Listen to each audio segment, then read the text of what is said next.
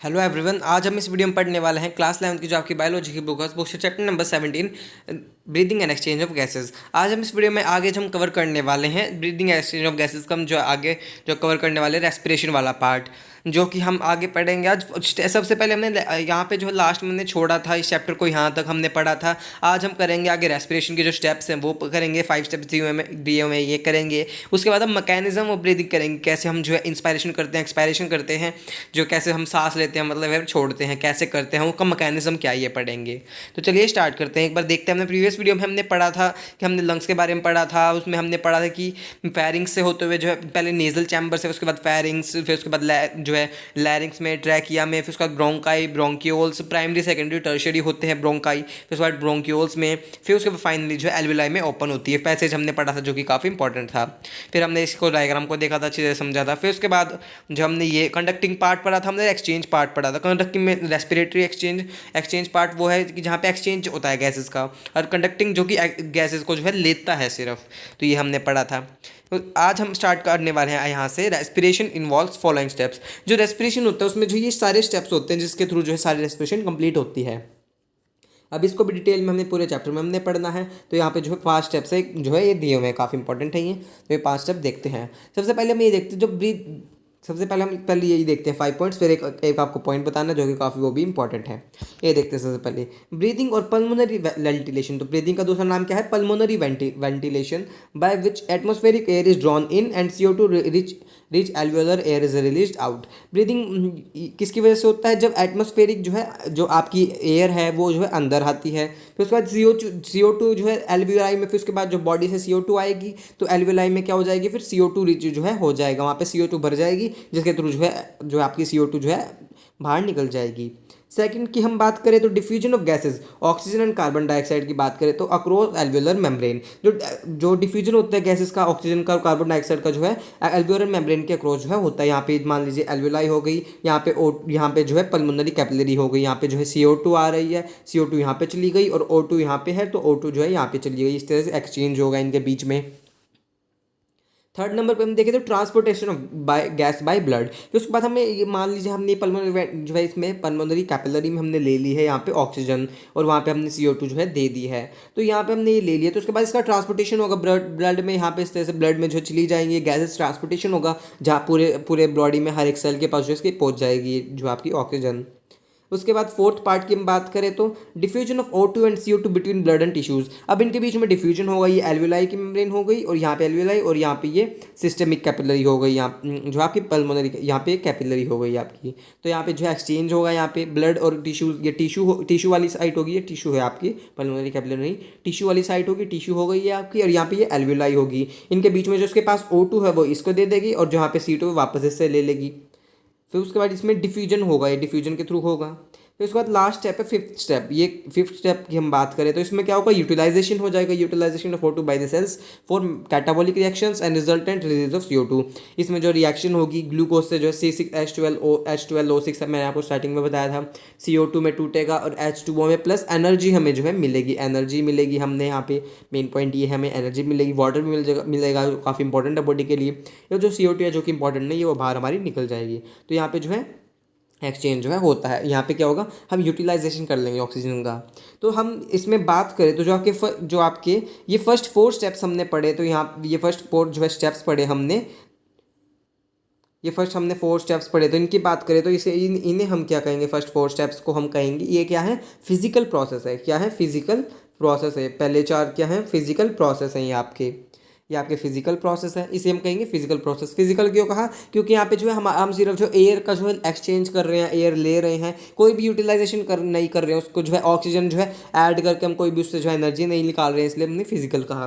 और इस लास्ट वाले फिफ्थ को हम कहेंगे सेलुलर। ये जो सारी चीज़ें सेल के बाहर हो रही थी ये 4th तक, इसमें हम कहेंगे सेलुलर रेस्पिरेशन। देखिए यहाँ पे लिखा भी हुआ है, तो इसको हम कहेंगे चैप्टर नंबर 14 में पढ़ेंगे हम इसके बारे में। इसमें लिखा हुआ पढ़ चुके हैं लेकिन हमें तो पढ़ना भी, तो चैप्टर नंबर 14 में जो पढ़ेंगे इसके बारे में। तो यहाँ पे जो एक्सचेंज, यहाँ पे यूटिलाइजेशन हो गया ऑक्सीजन का, इसको हम कहेंगे सेलुलर रेस्पिरेशन।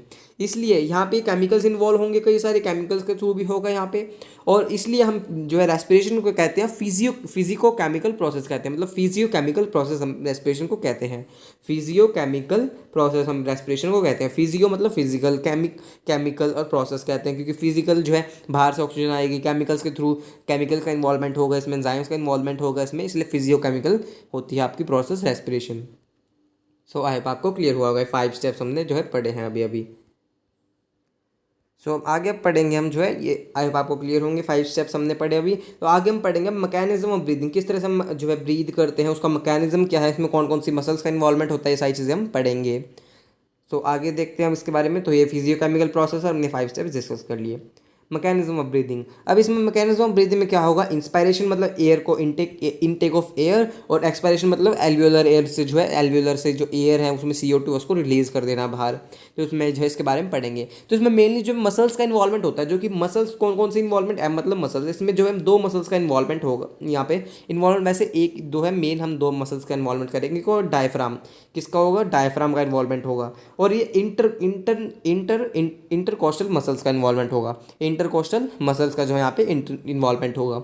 अब यहाँ पे इंटरकोस्टल मसल्स का इन्वॉल्वमेंट होगा। अब ये जो इंटरकोस्टल मसल्स है ये भी आगे फर्दर डिवाइडेड है 2 में। ये इंटरनल इंटरकोस्टल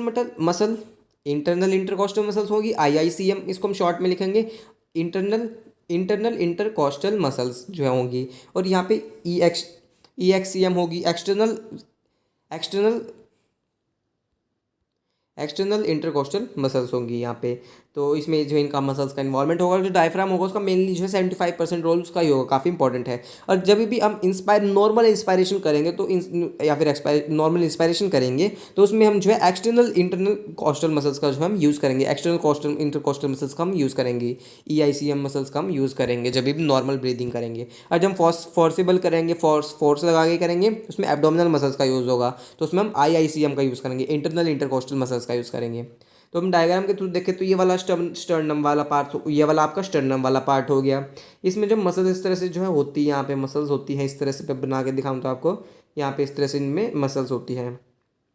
तो यहाँ पे जो अंदर वाली मसल्स हो गई, ये वाली मसल्स हो गई, इन्हें हम कहेंगे इंटरनल इंटरकोस्टल मसल्स। और ये जो बाहर वाली मसल्स होंगी, इसमें जो बाहर वाली मसल्स होंगी इन्हें हम कहेंगे एक्सटर्नल कोस्टल मसल्स कहेंगे, एक्सटर्नल इंटरकोस्टल मसल्स कहेंगे हम इनको, बाहर वाली को IICM EICM कहेंगे।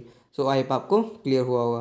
तो इतनी हमने बात करी। अब हमें इनहेलेशन के दौरान, इनहेलेशन या फिर इंस्पायरेशन एक ही बात है, इनहेलेशन के दौरान हम जो है, इनहेलेशन के दौरान जो है प्रेशर क्या हमें करना है, इसका हमारा एम क्या होना चाहिए ताकि हम एयर अंदर ले सके। तो हमारा जो प्रेशर है वो जो इनसाइड क्या होना चाहिए, प्रेशर हमारा अंदर क्या होना चाहिए, कम होना चाहिए।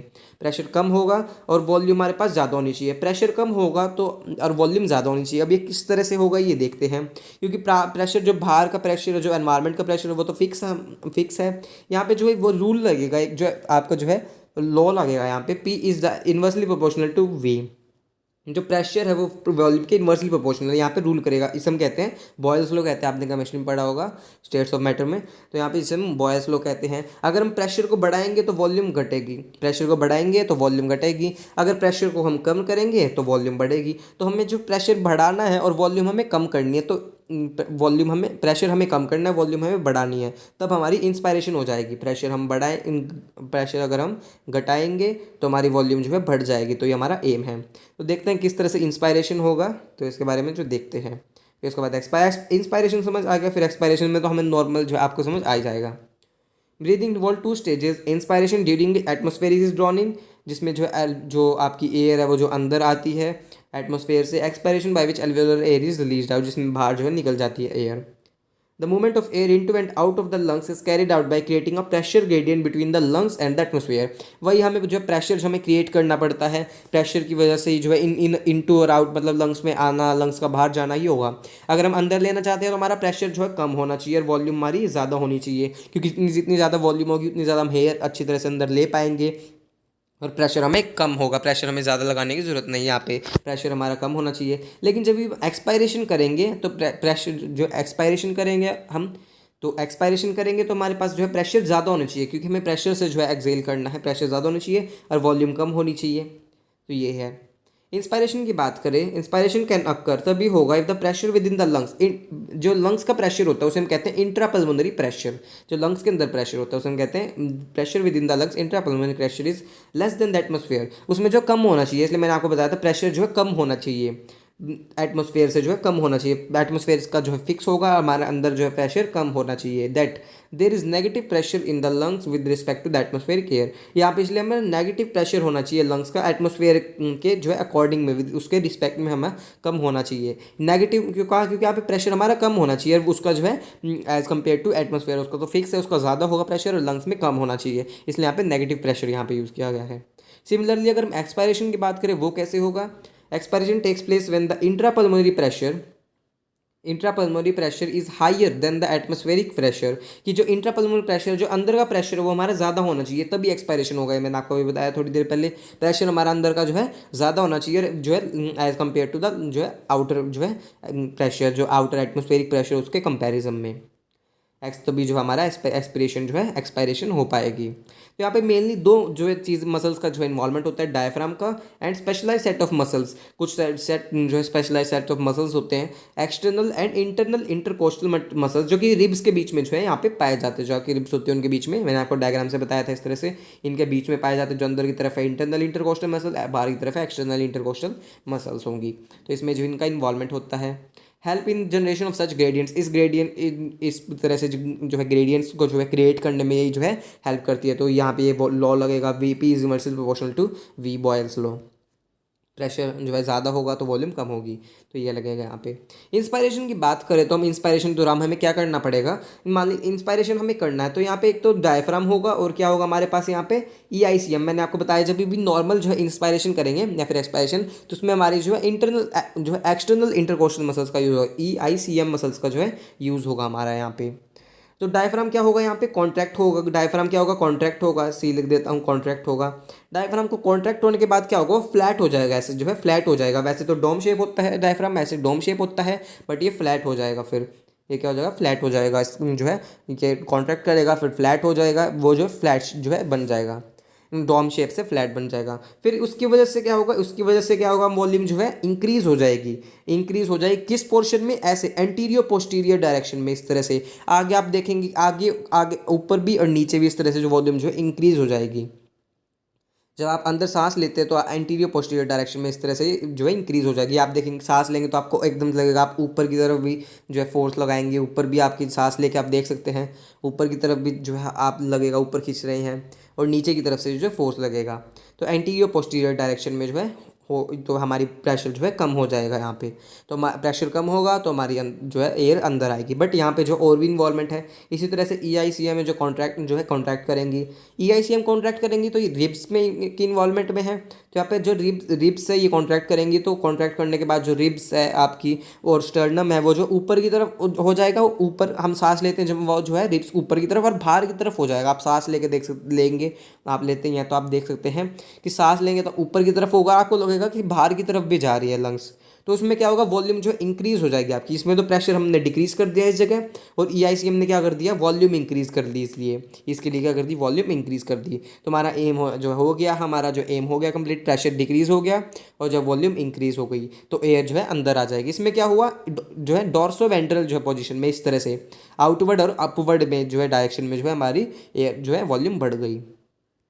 तो अब इसकी बात करें तो NCERT की रीड करते हैं। Inspiration is initiated by the contraction of the diaphragm, contraction होगा डायफ्राम का जो है कॉन्ट्रैक्शन होगा, विच इंक्रीजेस क्या करेगा वो increase the volume of thoracic chamber in the anterior posterior direction. मैंने आपको भी बताया कि एंटीरियर पोस्टीरियर डायरेक्शन में जो है वॉल्यूम जो है इंक्रीज कर देगा, इस तरह से आप साइन बना सकते हैं इसके लिए। तो इस तरह से इस डायरेक्शन में जो है क्या कर देगा एंटीरियर पोस्टीरियर डायरेक्शन में जो है इंक्रीज कर देगा वो जो है वॉल्यूम को, थोरेसिक चैम्बर की वॉल्यूम को जो है इंक्रीज कर देगा। द कॉन्ट्रैक्शन ऑफ, ये तो हमने डायफ्राम की बात करी। अब इसने तो क्या किया वॉल्यूम जो है इसने क्या किया वॉल्यूम को जो है इंक्रीज कर दिया, वॉल्यूम को इंक्रीज कर दिया।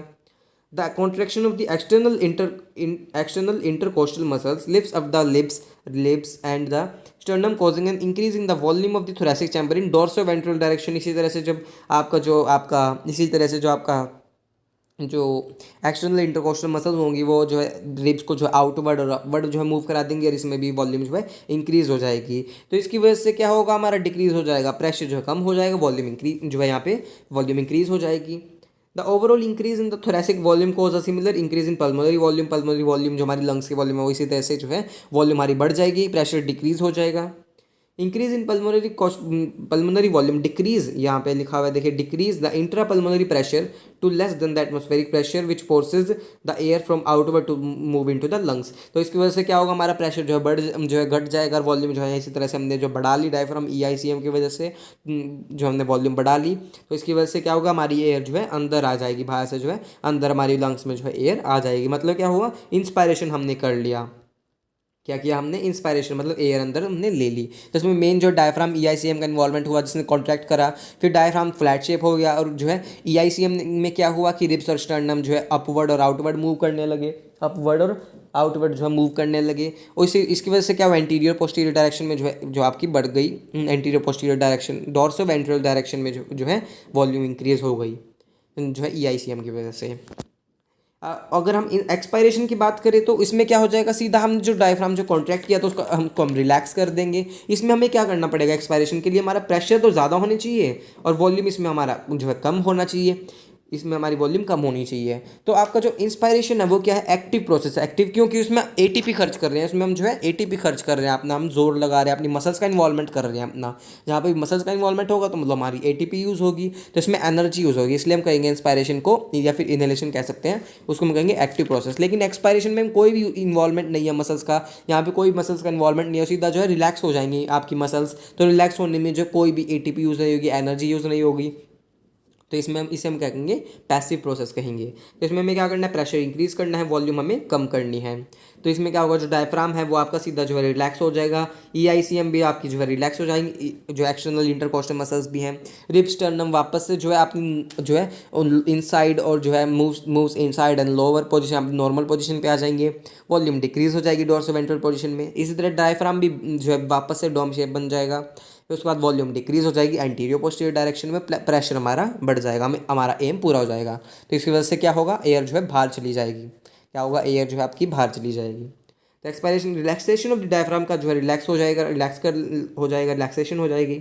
And the intercostal muscles returns the diaphragm and the sternum to the normal position, जो मसल्स है आपकी जो नॉर्मल जो है पोजीशन पे ला देंगी, and reduce the thoracic volume को, जो वॉल्यूम है उसमें रिड्यूस कर देंगे और प्रेशर को इंक्रीज कर देंगी, thereby the pulmonary volume. This leads to increase in intrapulmonary pressure to slightly above the atmospheric pressure, causing the expulsion of the air from the lungs.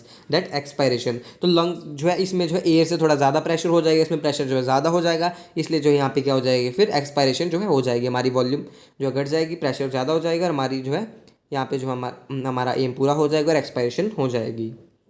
So I hope आपको clear हुआ होगा, ये जो है passive process है। इसमें एक और होता है, इसमें कुछ फोर्सफुल हम एक्सैलेशन करेंगे, हम फोर्सफुल एक्सैलेशन करेंगे। तो उसमें मैंने आपको बताया कि इन नॉर्मल हम करेंगे तो उसमें EICM मसल्स का इन्वॉल्वमेंट होगा, एक्सटर्नल इंटरकोस्टल मसल्स। लेकिन यहाँ पे जो है जो यहाँ पे दिखा हुआ है एडिशनल मसल इन एब्डोमेन, यहाँ पे लिखा हुआ है। तो इस पॉइंट को समझाने के लिए मैं आपको बताता हूँ कि फोर्सफुल हम एक्सैलेशन करेंगे, तो फोर्सफुल ये NCERT में नहीं है बट वैसे बता रहा हूँ कॉन्सेप्ट के लिए, कि इसमें क्या होगा कि IICM मसल्स का इन्वॉल्वमेंट होगा, वो कॉन्ट्रैक्ट करेंगी, रिब्स और स्टर्नम जो है इसी तरह से अंदर की तरफ जाएंगे, और ज़्यादा अंदर की तरफ। उसमें तो नॉर्मली अंदर की तरफ जा रहे थे, इसमें और ज़्यादा, क्योंकि हम फोर्सिबल एक्सपायरेशन कर रहे हैं, और ज़्यादा अंदर की तरफ जाएंगे तो वॉल्यूम कम हो जाएगी।